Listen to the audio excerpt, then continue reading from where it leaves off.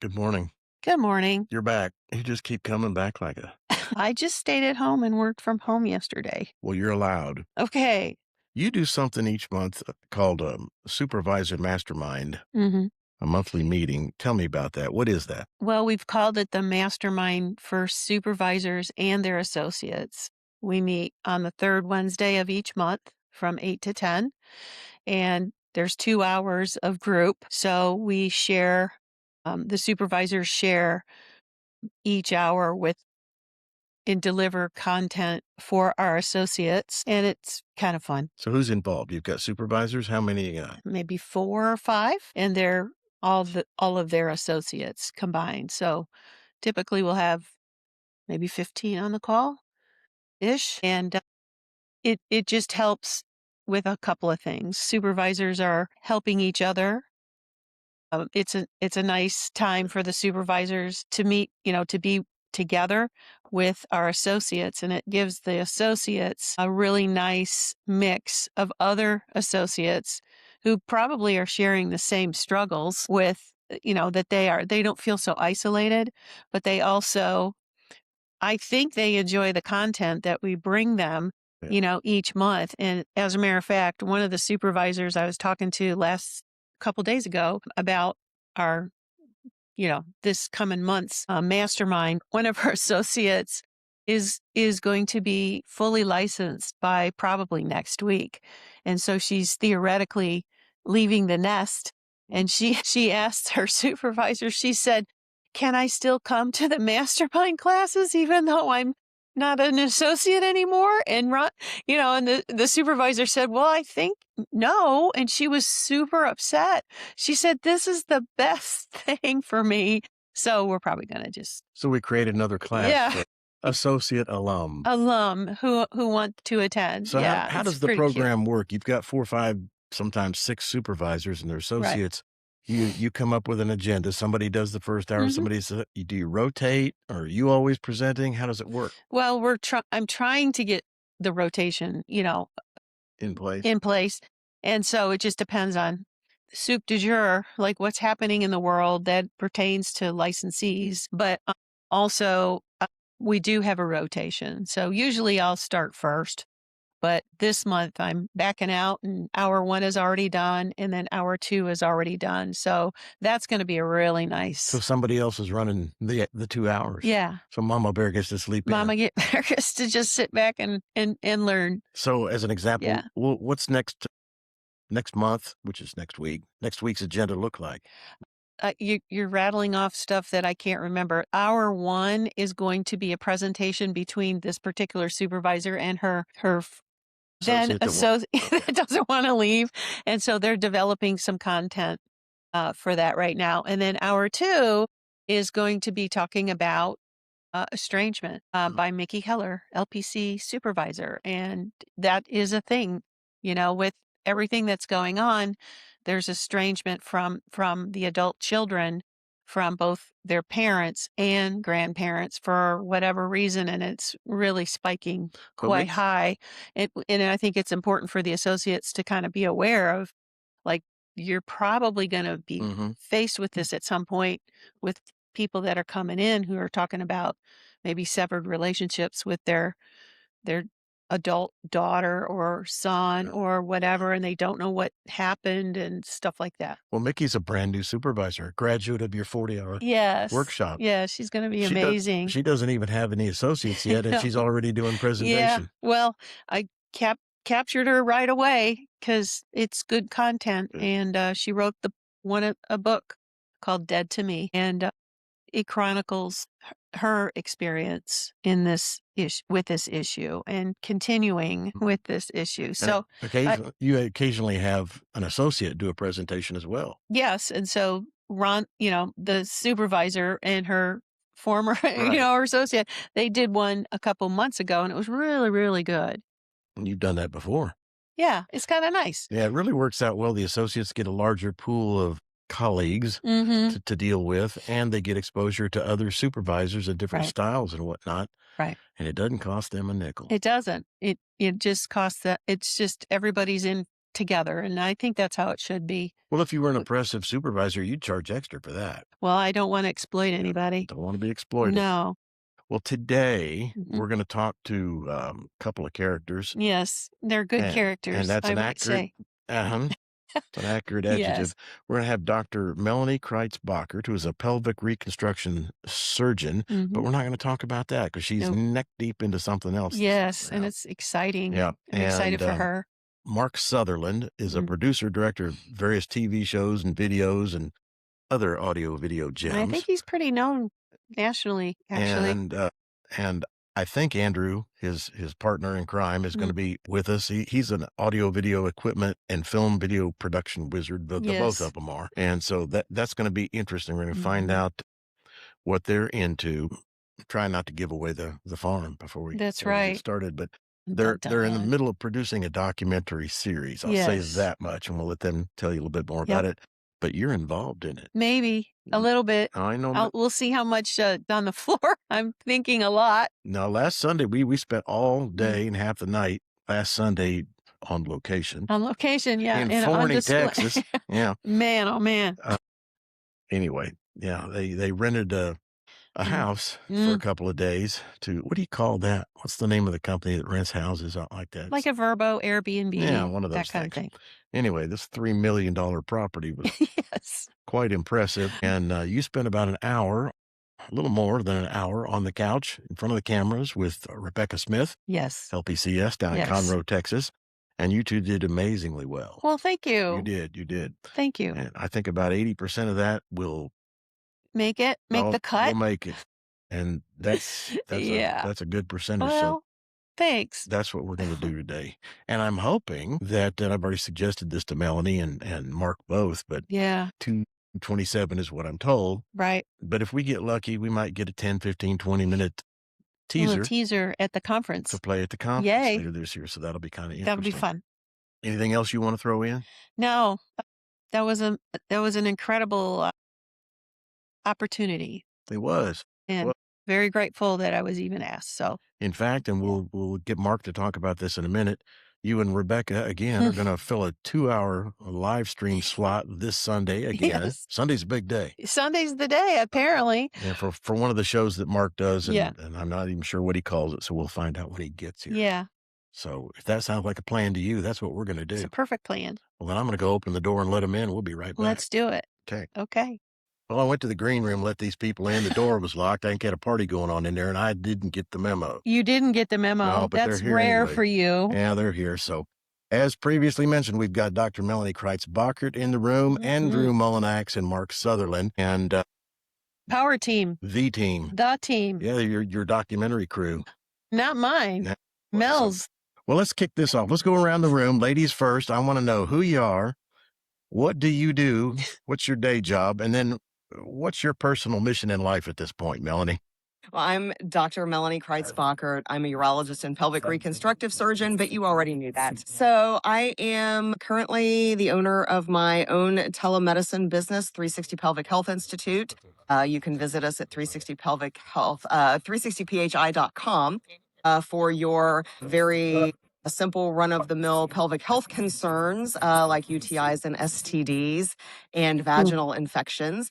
So I'm currently licensed in all 50 states and DC. The telemedicine business will be open in all 50 states coming soon. And most recently, since I left my private practice in 2022, I have started speaking out against the harmful effects of transgender ideology as it pertains to children. And most recently, I have partnered with these gentlemen, and we are Remnant Films. We are producing a documentary that you all have been graciously included and partnering up with. So this documentary is focusing on transgender ideology, how it has progressed through time, where it began, exploring everything from the spiritual nature, the effects of curricula in schools, how this ideology has progressed through time with things and a hidden agenda like mind control, and how that has gotten us to the present time. Also facing child trafficking and how abuse plays a role in that. And so that's my day job as of now. Basically focusing on what Christ has me to do, and working with two amazing gentlemen, because this is not me.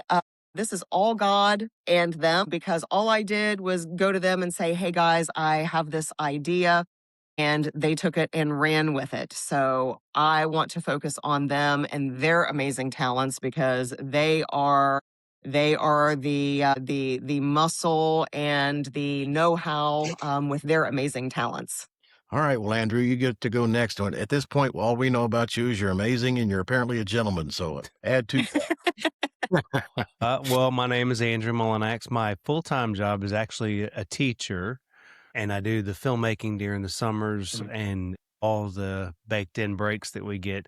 So I stay constantly running. I've done 2 full-length, feature-length documentaries. I was working on the border in 2023 through 2024, capturing what was going on there.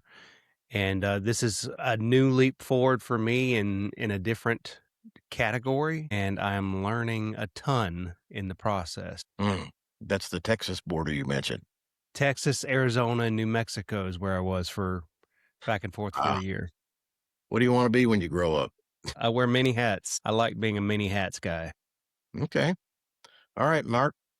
What do you think? Hi. Good morning, Andrew, Melanie. Good to see you. My name is Mark Sutherland. I am from a very different country, being the UK. You might spot that by the accent. I've had the privilege to know Andrew for 2 years, and the fact that I had the privilege to cable bash for him on the A Film Festival. So that was a real delight. We have a number of mutual friends. I've worked on and off in a variety of different roles in the TV and film industry since 1992 in the UK. I also have a teaching background, having spent 9 years in Fulham part-time teaching, ended up teaching in a pupil referral unit for expelled children from school. So that equips you to work in the TV and film industry within the UK, if not beyond. If you can deal with those kind of characters, then you can deal with anyone, because some people come along with the ego the size of a planet. So my introduction to America was in 2015. I released a small little short film called Between Lambs and Lions that opened up a lot of contacts that I have over here, and dear mutual friends of David Summerall of StopHate.com, and have very much been involved with keeping an eye on American politics and what is going on. There's been a huge passion of mine. Some of the stuff that I have made has always been, it's not about me, but it seems to have been a bit of ahead of the times, or giving a warning. Doesn't make you any friends, Philip and Kathleen. No. Doesn't make you any friends at all. Not at all. I'm not calling myself a prophet, not at all. But I'm not afraid to go there and address and look at a variety of different issues. And just to end with this, and to try and get people off the couch, or the sofa, as we might say on this side of the pond, that America has always been seen, the President of the United States has always been seen as leader of the free world. That's another huge discussion that we don't have time for. But that's what people are looking. America, in many ways, is making the last stand. Mm-hmm. Where I'm at, I'm deeply concerned about the lethargy amongst some people, and to say to wake up and see what's going on, and to see what you have. You are blessed. Yeah. In fact, I wanted to get you to talk about more about that here in just a minute. So, last Sunday when we met, I pulled Kathleen aside and I said, "Where is that accent from?" She said, "It's either UK or East Texas." It's UK. I'll take both. I'll have East Texas and I'll have the UK. That's fine. All right, you can take it. All right. I don't know. He's become an honorary Southern gentleman, because all he does is drink sweet tea. So he's going to be quite the reject when he goes back home, because normally, it's hot tea and milk. Well, he's developed quite the taste for our Southern sweet tea. So Well, good. As long as he doesn't eat barbecue with a napkin, we'll be in good shape. Well, Inside political joke. Anyway, Mark, you travel a lot internationally, and you've already touched on it, but with all the negative happenings around the globe, What differences do you see from country to country as far as how the populations are dealing with things?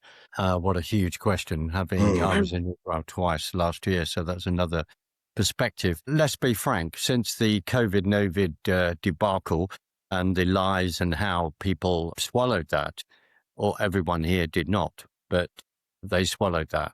And every country has reacted in many ways. There's a conformity, and then you've got a few people that are very awake and pushing back on all of that.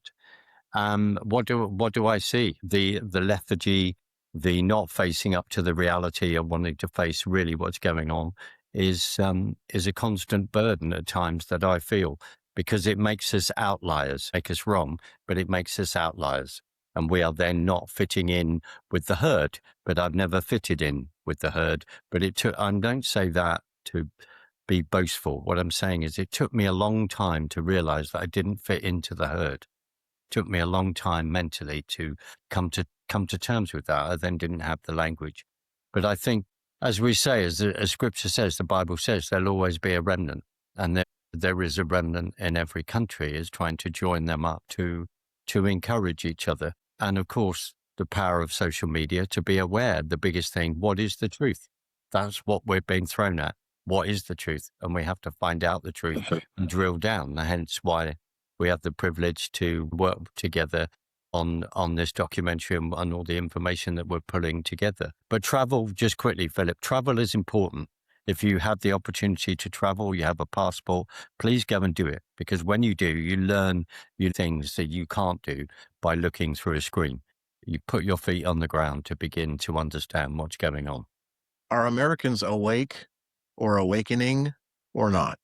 Within the circles I mix with over here, of course, all of those people are awake, but there are people that I feel that are not awake at all. And I think the church is doing a profound disservice. Pastors are not speaking out against these important issues enough, transgender being one. And there, of course, has been a big capitulation, within my opinion.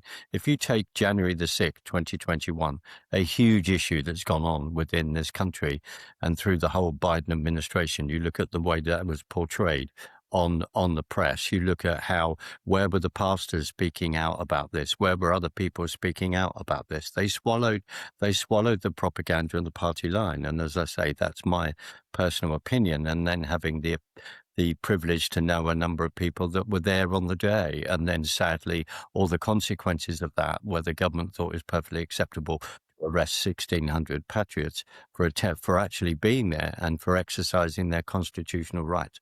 Where were pastors, etc.? There were some, I know them personally, speaking up about these issues. And the other thing is, what was it? Going along to get along is not something that we should be doing. Well, here's a question for all three of you. Do you think we can legislate our way out of this mess? Andrew, what do you think?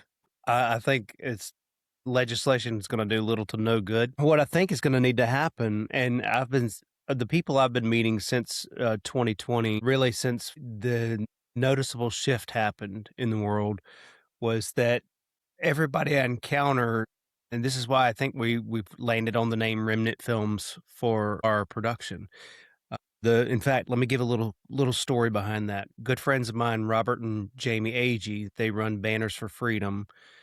I met them in 2021, and I had a conversation with Robert on the phone because when you get stuck inside your house for that period of time, you start to feel very isolated. You start to feel very alone. But in the connections that I was making at that period of time, especially with those two, I had a conversation with Robert about, I believed, and I still believe, God was illustrating to me the story of Gideon and just narrowing down to the key people that were going to lead us into a revolution against a fallen world. And I think that's what we're seeing now, is that there's a small number of people that are growing constantly, that are with a goal, a mission in mind, to adjust the spiritual atmosphere around us. And I think every day I'm meeting someone new in that field.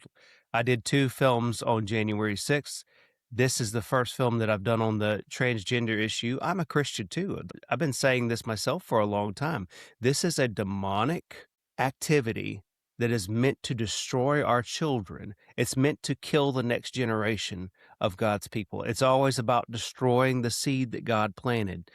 And as a result, I don't think government can do anything to help us here. What's got to occur is the church needs to change, or what calls itself the church needs to change. And I think the remnant church is doing a work in this time to make that happen. And I think we'll see, just like with Gideon, I think we'll see a whole lot of action with a small amount of people that spiritually in tune, speaking to our Creator, and not only speaking, but the problem with the church is that we have sat in pews, we have not used our authority, we have not done what we've been called to do, we have not spoken out, we have not. Proverbs says death and life are in the power of the tongue, and those who love it will eat its fruit. I don't see people using their tongue to create life and to kill some things that need to die. We're doing it right now. Amen. Somebody pass the plate. I like that. Melanie, can we legislate our way out of this problem or not? Nope. And to tell you why, Mark has given me a way to articulate it, which I will allow him because he's the one that taught me, and it just really sums it up perfectly. Mark, do you want to tell them what you taught me about or what I couldn't articulate, that you articulate quite well about legislating out of an issue? But no, legislation isn't the answer. I think other people have said this greater than me, hence why I then use that phrase. There is no political solution to a spiritual problem. It's an extremely uncomfortable thing to say for me, who would class myself as a very political animal that follows politics here, around the world, and particularly at home. However, Scripture is, and I'll just say that I am talking to myself, number one, when I say this. It is about coming before God, and it is about repentance on an individual level, repentance as a country. If you look at the UK at the moment, which is a complete and utter mess, but it's been this gradual movement away from God's standards, and now it's just going downhill very, very fast. Am I comfortable in saying that? Of course not. Am I comfortable when people say to me, your country's done? Yes, you have a very good point, but we have turned away. So I would say there's no political solution to a spiritual problem. And I think Andrew is right when we have the privilege to find other people that are on the same page. Why is it that I got on a plane and came to America in 2017? Because there are far more people here that are awake to what is going on than there are in my own country. As I am on a show discussing mental health in 2016, I nearly had I would say I'm starting to feel as though I'm having a nervous breakdown because I felt isolated and not enough people around me that are on the same page. Sorry, it's a long-winded answer, Philip, but it is. We are in the biggest spiritual battle of our lifetime, and that is where we are. That is where we are at, and the church doesn't want to. Not that I have to say I attend. I don't. I've been thrown out of enough. But the issue is they will not face. They will face that, and they will not step up. And maybe it's got to get a lot tougher for people to then have their come to Jesus moment. Kathleen, what role do you think law or legislation will play in this ongoing spiritual battle? I think it'll put a dent in it, perhaps, but it's not going to get rid of the problem. But hopefully, prayerfully, that will gain some people to become awake and figure out what's really happening here. I mean, we are in a spiritual warfare, and hopefully in Texas with what we're going through here, I think it'll put a dent in it, and maybe it'll give people pause. Do I think the Christian community will talk about it? No. And I include Christian organizations specifically for mental health professionals. They're really not even talking. Well, they didn't even talk about COVID, right? And it's like it never happened. So I'm thinking it's similarly going to be the same. We'll just pray about it, but we won't do anything about it. And I don't even know what that exactly means, just pray about it, But I mean, obviously, we're on our bended knee, but it's go time. Well, and the church needs to rise up. That's part of the issue, as to what Mark said. I mean, we are the church. Each one of us, we are the church. And the problem that I see is that the church has shied away from getting involved in politics.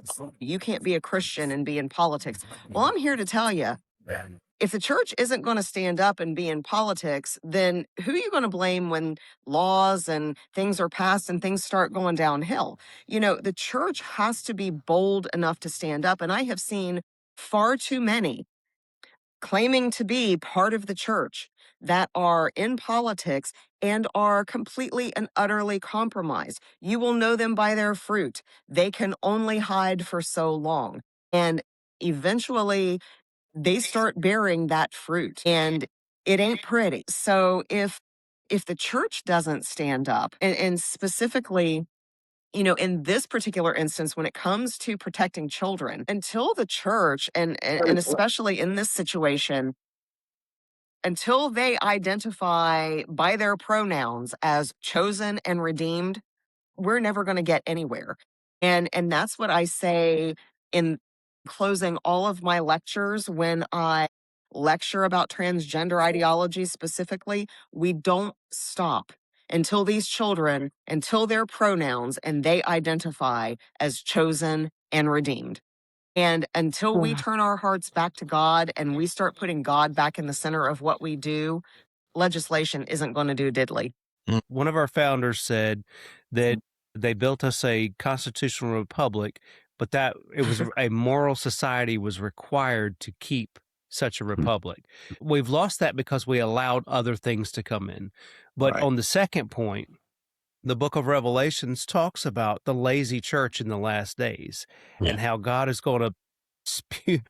Jesus is going to spew that church out of his mouth. And I think that needs to be a wake-up call for what we call the church nowadays. First of all, I don't believe the church is four walls and a steeple and a music team and a message. I think the church is the people coming together, fellowshipping under discipleship, and then going out and reaching the world from there. And the church likes to keep itself packed inside buildings when we should be on every street corner. We should be in every library. We should be in every city council meeting. We should be in every form of government there is. The only way we will see action within our own government, the only way we're going to see a change in the own government is for first the church to change. Second, we've got to start changing everything on a local level, right up to the state, then go to the federal government. We have a foundation. Our Constitution's pretty good if you look at it. You've got people currently calling for a convention of the states, an Article 5 convention, which I think we are in the most evil and corrupt time to be bringing together politicians to change our founding document at this point in time. And so as a result, why don't we just look back to what our founders put in place to begin with, which was that moral foundation, which was set upon a people that were religious, spiritual people, set upon a moral foundation. And that's what we're going to have to move back towards in order for us to see that change. And I think we are separating ourselves from the lazy church, separating the sheep from the goats right now. I think the church is becoming people who are willing to operate in power and authority. And I think those things are going to be required for us to move into the next phase of recovering or getting back our republic. Yeah, I think laws, they have a place. Even God has laws, rules, guidelines. I think it's a top-down and a bottom-up approach. If you're going to fight a battle, you hit them from every side possible. It's got to be, I like what you said, Andrew, from the bottom up, from local level up, and we hit them from top down at the same time. We need to recover the spiritual aspects that have been lost. We all know you can't pass a law. It's illegal to rob banks, but it still happens. So passing a law and expecting somebody to just change their moral values overnight because a law was passed is a fool's game. So we pass these laws so that the people like us who are trying to do the right things have another tool in the tool bag to utilize. God doesn't need those laws, but we do as humans, as mere mortals, to affect what he's trying to get us to do. Is that fair enough? That's fair. Okay. I would like to know if you all would like to talk a little bit about this documentary that you all are doing. You willing to do that? Yeah, Absolutely. All right. Mel, Well, go first. batter up, Melanie. I want to know, what is this documentary? What's the subject matter? Is it a one-off? Is it a series? What are we looking at? What's the subject matter? Well, yes, yes, yes, yes, and yes.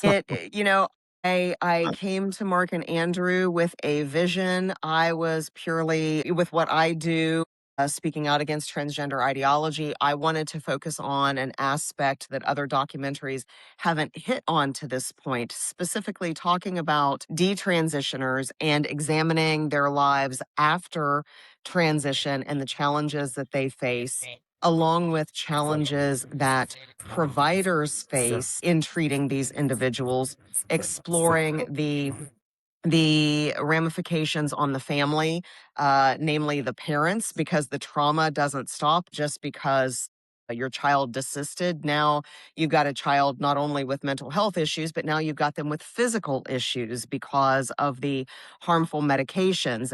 And Lord knows the siblings have suffered because just the act of transitioning and detransitioning has sucked all the air out of the room. And all of the attention has been on that child, and the siblings have, kind of been, the forgotten lot, so to speak. And so I wanted to explore things from that aspect, as well as, some of the legal, ramifications, and what we're facing from a legal standpoint, with lawsuits. And we've talked about some of these recent lawsuits. But then I wanted to take it a step further and examine the little known fact that the population doesn't put together, and that is how transgender ideology feeds the child trafficking industry, and how the two are actually married, and they're often thought of as two separate entities, when in fact they are very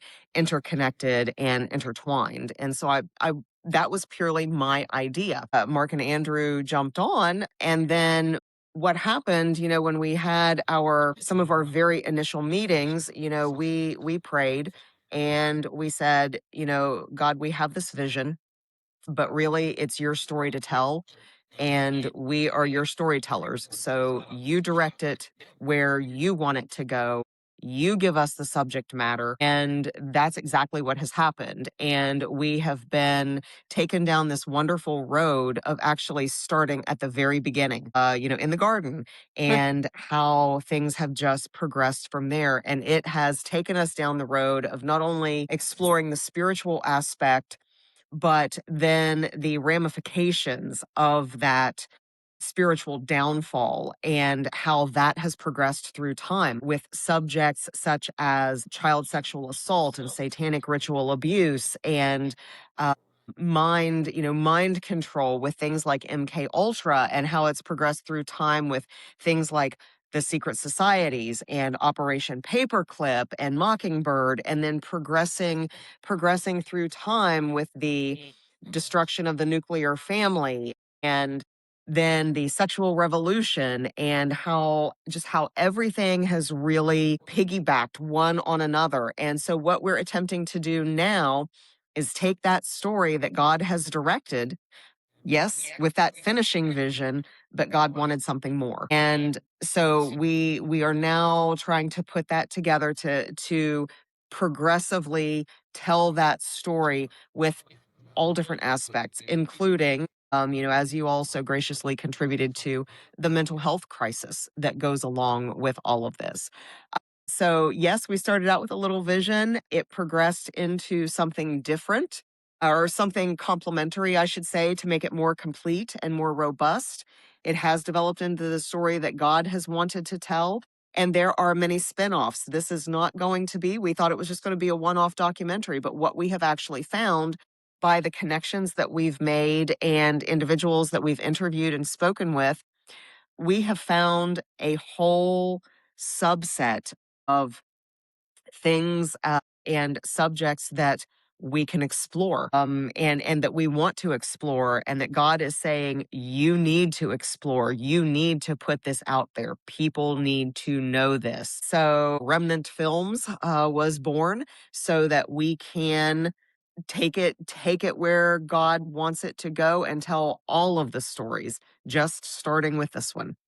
Sounds like you've discovered that you started with transgenderism as a topic, but it's expanded into related, everything's connected. That is correct. Just like medicine, just like the human body, mind, body, spirit. You can't have one without the other. And we have all learned a lot. I mean, I thought that I knew a lot from the medical perspective, and I thought I was fairly spiritually mature. Andrew, I will say, has blown that out of the water for me, and so has Mark. Uh, with their spiritual aptitude, I feel quite the baby of the group. But I thought I had some spiritual chops. But I will tell you, this has been a very humbling experience when you are in the middle of interviews and the effects of mind control are manifesting right before your eyes, and you actually see demonic presences in real time right in front of your eyes. It is a scary world out there. And, I'm very, very thankful for this opportunity. Like I said, I particularly have wanted to kind of take a back seat and, let Mark and Andrew take the reins, because they are really the storytellers. I just came with a little idea. They are actually really the storytellers. And so I like to, I want to take more of a back seat and learn, because I have found out that I don't know enough, and there's more that is continuously being revealed to me, not only from a spiritual side, but also, frankly, from a medical side. When you start talking to individuals that have been victims of sexual abuse and physical abuse and mind control, and they've had some sort of demonic possession and different things like that, it really puts a whole new perspective on medicine from a mind, body, spirit standpoint. You really see how interconnected everything is. Andrew, how many people did you all interview for this thing? So far, we've interviewed, I believe, 24 total. We had a initial run in Indiana, because that being the home of the Kinsey Institute, we wanted to kind of get real close to the devil himself and go right into the belly of the beast and see what we were working with. So we started off there, and then we reconvened just outside of Dallas. And so right now, we're looking at about 24 interviewees, and there will be more. But what I have noticed, what I've learned in the process, because I came into this with a concept of a spiritual ideology, one, knowing that our enemy is ancient, that there is nothing new under the sun, that things and patterns we're seeing are all being intertwined right in our faces right now. In fact, they're being amplified to a level we've never seen before in human recorded history. I think we would even be comparable with Sodom and Gomorrah at this point in time. But what I have learned in the process of interviewing this diverse group of people, that there is a common thread of occult. There's a common thread of ancient, I guess you would say, ancient pagan deities. There's a common thread of agendas that nobody seems to want to tie all this together in the mainstream field when they're talking about the transgender ideology. For instance, just look at the Baphomet. That should tell everybody this is not a new thing. We may only be seeing it amplified in the last 3 decades, but it is being amplified at an exponential rate. And there have been key players that have planted those seeds in the early 1900s moving forward. And now we're seeing those seeds come to harvest, and it's time for us to stand up and pluck the weeds out. That's where we are. And I'm learning that common thread seems to be present in these people that maybe not have even had any spiritual concept whatsoever when they were going through this, but as a result of going through the detransition process, they're learning that there's something holy unholy has taken over in their environment through propaganda, through social media, through spiritual influences, through direct I guess you would say, direct demonic interference. And so this is what this film is going to do, or what this series is going to do, because we're in the discovery process ourselves right now. We are wholeheartedly in the discovery process. Mark, when you were putting this together, when you put a project like this together, you have an idea where it's going, what you want the finished product to look like, the message and so forth, and it almost never ends up being that. What were you expecting and what did you get? Let's just put the cards on the table. I thought I was coming over here to focus on one aspect in regard to child trafficking, and I will tell you that the whole aspect of transgender and all those links is the one that has really, really taken off and been exposed, because there are people to talk about. When a dear friend of mine that we put on the camera, who I class as the real deal in regard to satanic ritual abuse, and what he has been through and what he's then investigated. When you're listening to people like him, you just think, okay, this begins to make sense, but it's over a long period of time. Philip, you asked the biggest question, because that's why I'm slightly laughing. And as dear Andrew was then pointed out, we then have been on this huge, I think, discovery, this the whole in regard to this, and things will open and open out, right? That is what's going on. Andrew's absolutely right when you said 24 interviews. There are others to come, and one or two of those have a huge the huge undergirding to what we are then looking at. A lot of it, Philip, I'll just come back to that in a sec. If we say, it's about language. When people say, they throw the language out quite rightly of MK Ultra, but it's then breaking down, what does this mean? And I know I'm sitting in front of an expert mental practitioner in this regard. What does it mean to fracture people's minds? What are you doing in regard to children, and then how they then conduct themselves? And Andrew's absolutely right. There is a huge discovery that has gone on. You are right. I thought, oh, we're going to be looking at this, but actually, no. We're now looking at this particular subject and trying to put the building blocks in place. And what we were trying to do in regard to our shoot in Indiana, and then exposing what has been going on in the schools, and through dear friends like Marsha Metzger from parentsonthelevel.com, and finding out what else is happening in education services, particularly in Ohio, when we're talking to people like Linda Harvey, Mission America, people like John and Diane Stover have been at this in education circles for a long time. And then it's led to this. Philip, there are a number of amazing conversations that we have had. And on a personal level, some of this space is profoundly new to me. Yes, you knew about the transgender issue. I'm looking at certain things at home going, this is crazy. Why are we destroying women's sports? Why have we got men who think it's perfectly acceptable to dress up as women and invade female toilets or restrooms? Why do they think that this is acceptable? It's not acceptable. And so much on this road. And there is an epidemic within America, I believe, on this subject, as there is an epidemic within the UK. And if anyone says, well, how do you know? Well, it's now touched my family, which has been quite shocking. I won't go into details, but we can all say that. I would say to you just finally, Philip, if you asked every single person, it's a bit like, all right, the whole issue of cancer is another issue, but I'm just going to use it. For most of us, we would know people that have suffered from cancer.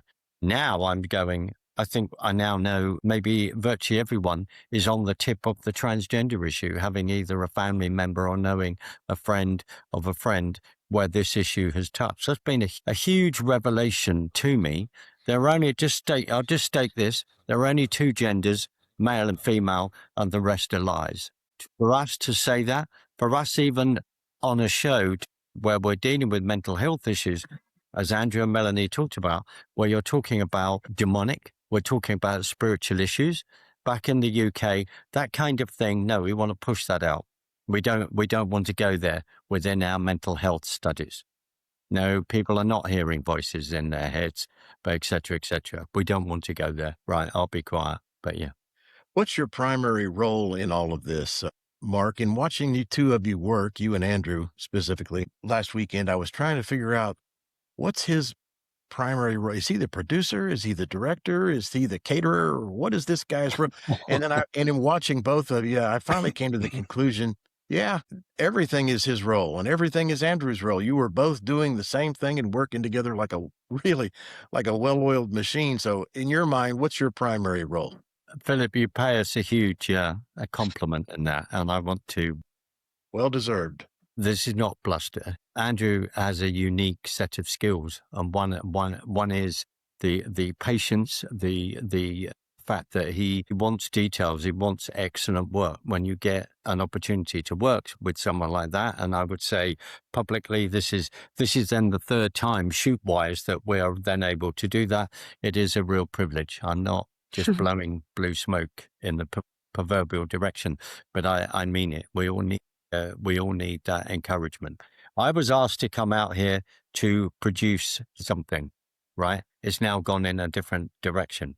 So Andrew is then has from director of photography to then a directorial role in, then at times I'm interviewing people, is to then support him in all that we are doing in regard to the process of filmmaking. Let's just say this, with the 24 interviews that we have done, I would say that between the three of us, mainly, we have actually handled that. And I think Andrew's nodding his head in agreement that basically there's the three of us there, with dear Melanie with all her particular skills, from going, let's load the dishwasher, to helping, to then making sure that everyone's got a cup of tea or not, or coffee, and making sure that everyone's fed. And these are the real issues. I say this, not many people within a core group of three really are going to then do what we have then done in a very, very short space of time. Well, it's very obvious. Unless we know what we're doing. And I have to say this, one of the biggest delights is when you can introduce people to this game, introduce the people to the film and TV industry, and for them to then learn. And that has been one of my delights for Melanie as well, which is hands-on, to see how this process actually works. Because to describe the process at times is very difficult. Why don't you just put 13 people on the same sofa and quickly whack through a load of interviews? And as Andrew would quite rightly say, no, we have then lost people's interest after the second interview, because everyone's staring at the sofa going, can't you just find somewhere else to go and film in? And I'm not just saying it because of one particular interview done at the bottom of a very nice staircase, where the framing of it looks as though the picture of it should have been hung in the Oval Office in the White House. It's fun to be able to do that, but what you're doing is that you are then drawing your audience in, and that's what Andrew's passion is as well, to then draw in and just tell a story. We have a huge mammoth task that we then have to discuss off camera to edit all of this. And as Andrew has quite rightly pointed out, of the thread, we're in the beginning of this, but there are certain key areas that we've begun to point in. And I would just say this, I am privileged to be here doing this. I'm also privileged that when I come over here, I can pick up the phone and talk to people and go, I want to make things happen. I'm 3,000 miles away. That is what a blessing it is for me to then be able to come here and help create that, because you're then given a platform and an opportunity to do that. So I just praise God for that. But I also am very thankful to work with people like Andrew and Melanie. If you had asked us this on April the 1st or the 2nd, a number of weeks ago, to then see how then we would come together and work as that team. And at times I am a slave driver, but in the right context, because you want to get things done. That is a real privilege, to find people you can work with, you can then be honest with, to then say, how can we tackle this and do this, is a real rarity. And also to turn around and go, we work hard to leave our egos at the door. We are focusing on the project to get it done. Sorry, Philip. No, it's all right. I know Andrew's the partner in this whole project with all the cool tools. I know that. Oh my God. I want those toys. So well, you got to have a camper to put it all in there.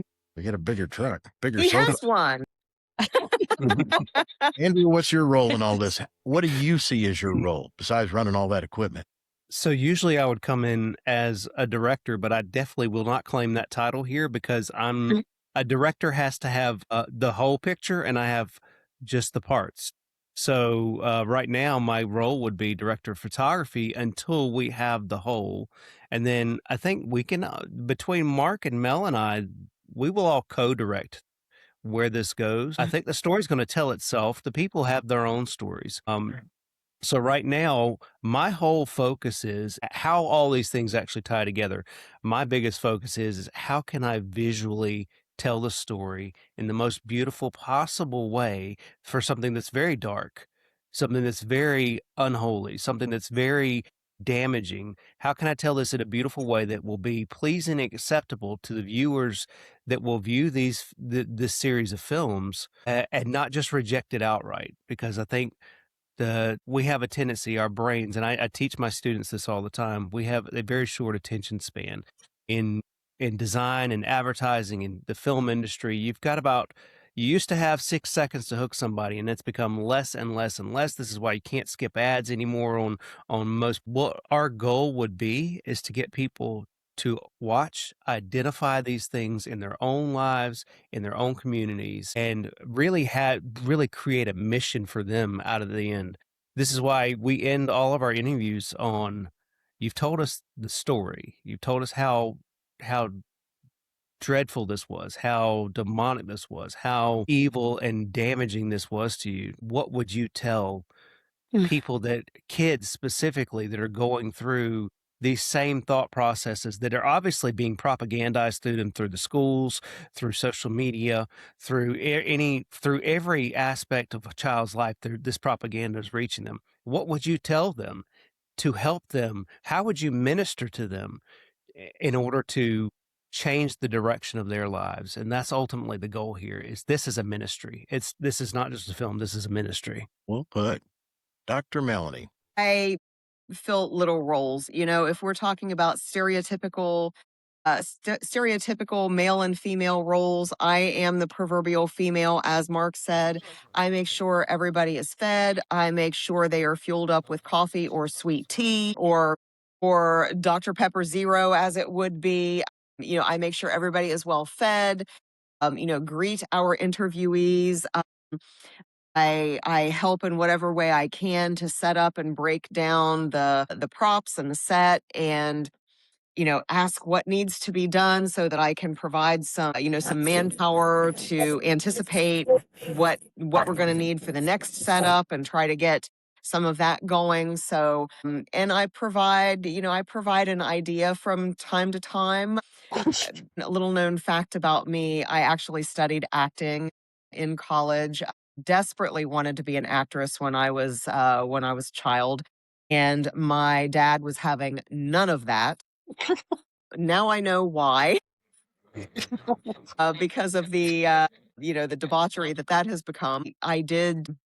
I was always in theater and school plays, and I had a really great memory for memorizing lines and memorizing my lines and everybody else's lines. And, I could, on the fly, when I was serving as MC for talent shows and things like that, if somebody forgot their lines and it kind of took a different direction, I could on the fly say something and kind of bring us back to where we were. And anyway, I was recommended for TV in college when I studied acting, and nothing ever became of that. So it's really quite funny that everything I wanted to be as a child, because then I wanted to be, a doctor, and my mom's family are all cops, and a lot of them, in undercover investigation. And I had a penchant for that as well. And, in investigating, because I had,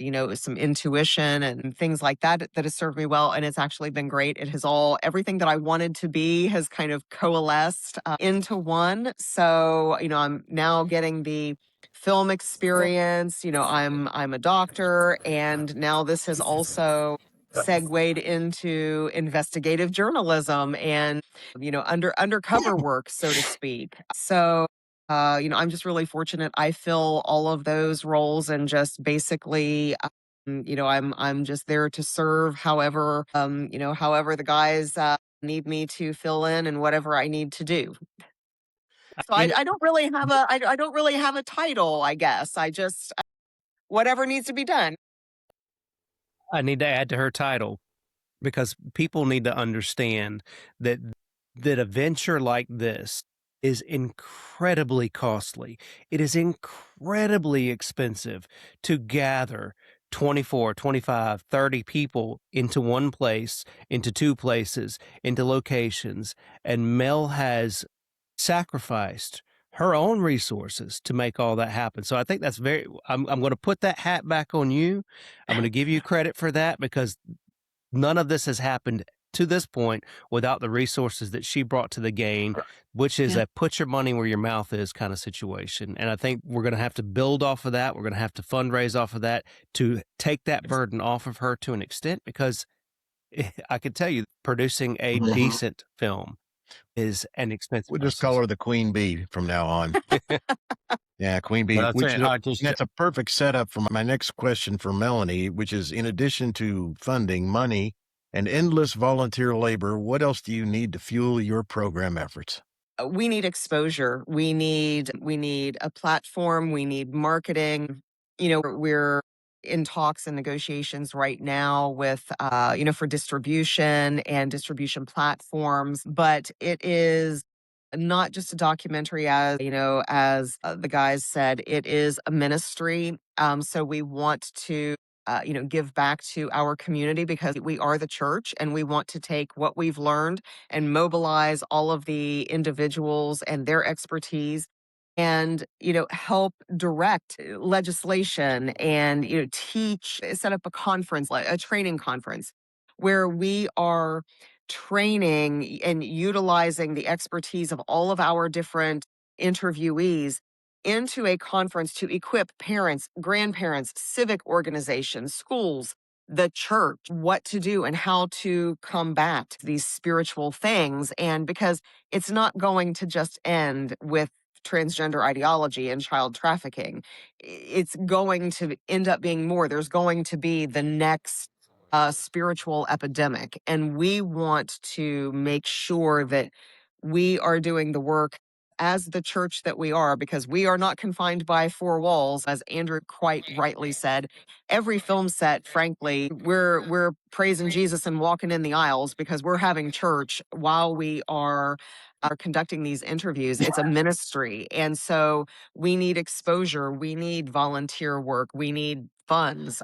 We are setting up a 501c3 for tax deductible donations, so that we can help give back to our churches and to our communities. And but so yeah, that's what it is: distribution, media, platform, fundraising, all of those different things. So our website is imageunshaken.com, and there will be, right now it's under development because yes, we basically just started this project in April. So we're really kind of a little over 2 months old. So we've got our website under development. It should be ready to rock and roll by the 17th or 19th of June. But right now you can fill out a contact us form. And what we're doing is collecting all of those emails, and then we'll send out a newsletter whenever we are up and running, because we've already gotten a tremendous outpouring from the different podcasts that we've done of people reaching out saying, how can we help? Excellent. Mark, you want to add 60 seconds to that? Followed by Andrew, and then Kathleen and I will land the plane. Right. I just want to back up every single thing that Andrew said about dear Melanie is absolutely right. And he beat me to it, because I was going to say exactly the same. And also, yes, I totally support what Melanie has said and laying that out. The number one thing is, in this space, along with thinking of others, it is about being accountable. And what you then do, you produce something, you get it out there. It's actually about being accountable and knowing where the finance that people have then given to raise, to say that there is a product at the end of this, and a very, very important tool as part of what my vision is, and this conversation having now is to then be in a situation where there is maybe 1 or 2 channels dedicated to this subject, and where parents can go see work where they can get the information that they need. It is a huge effort, and that's I totally support, as much as dear Mel may be a bit embarrassed by that, but I totally support the wonderful words that Andrew has said, because it's absolutely right. Then you're given an opportunity to then run with a vision. So yes, it's about the marketing. It's about getting people behind, and yes, it is about finance. Philip, as you know, how difficult that can be to get interest. But I think there is, through prayer, there is going to be a turning point of people showing more and more interest, especially as very brave people that they've transitioned, sadly, and then they have detransitioned, which is a very, very brave thing to do with all those issues. More of those stories need to be out there. Thank you. Andrew, you get the last word. So this is a kingdom issue, kingdom of God versus the throne of Satan. We know as believers that there are kingdom resources. There's messages. There's ministry to occur. The church is not 4 walls. We get told we go in church on Sundays. We get beat over the head about paying our tithes. Well, the apostles went from place to place, carrying a message with them. And we've got a very big message here. There's a very big picture here. And the best thing we can do, which is the same thing that Jesus did, is to educate the public on the evils that surround them and the good that can overcome that. And I think that is going to be the overall message for parents. Hey, how do you identify this happening in your kid's school? How do you identify it happening in their social media? How do you identify this through their homework? And what can you do about it? Because there are solutions, and we've already talked to people with solutions. People just do not know what those solutions are. We face an uphill battle of being blacklisted and cut out of every social media, every possible chance of sharing this message. But I'm going to tell you, my God is bigger than these tech giants, and we can get a message out that will literally shake this nation and the ones around us. And America has to be the last shining light, the city on a hill that literally brings salvation to the world through the message of Christ, through the message of understanding who our enemy is, and the message of how do we defeat him. So if you think you have some way to help this program, whether it's money, time, or distribution or other, maybe you know somebody that needs to be interviewed for this, get a hold of us and we'll put you in touch with the right people. You and I are going to Austin here in a couple weeks. I'm excited. Yeah. I really am. Yep, we're going to Austin. Usually I'm not, but this month I am. What are we going to do, and why are you excited? Well, we're going to deliver our usual public comments to actually Texas Behavioral Health Executive Council. They know us very well over the years, and I'm excited about the meeting that they will do that will help. You know what's going to happen. I do. Yeah, it's all good. It's all good. It's all good. So we're doing that. And if anybody wants to come with us, check out our website. The link is in the show notes to the Austin BBQ Club. We drive down there. You can come with us. You can meet us there. You can participate by Zoom. I think they have sweet tea there too. Somewhere in Austin's got sweet. Yeah, Mark, Yeah, you should meet us there. Meet us in Austin, Mark. Yeah. It's just a short drive. It's a short drive. If you leave now, if you go to the meeting and we speak up, you don't have to speak up, just show up. And then we go eat barbecue afterwards and drive back and wish we hadn't eaten so much. And then October 1st, 2nd, and 3rd is what? That. Oh, yeah, that. We're having our 4th annual conference for the Association for Mental Health Professionals. And it's not only for just mental health professionals, but it is for anybody who is a healer in any way, shape, or form. We have tier 1 speakers, and we're going to have all heavy hitters all 3 days, and it's going to be absolutely amazing. And if we get lucky, we can talk some of these fellows to show up. And I know Dr. Melanie has been to 2. So hopefully she liked it last year. So see if we can get her to come back. Yeah. What else you want to know? I think I'm good. All right. Thank you all very much, Dr. Melanie Crites-Bachert, Mark Sutherland, and Andrew Mullinax for doing this with us. I bet we do it again. I bet you. All right. Excellent. Thank you, everybody, for carving out another hour of your week to be with us. We appreciate it very much. And I need you to behave, to be good. Oh, to be good. Okay, got it. Thanks, everybody. Appreciate it. We'll see you next week.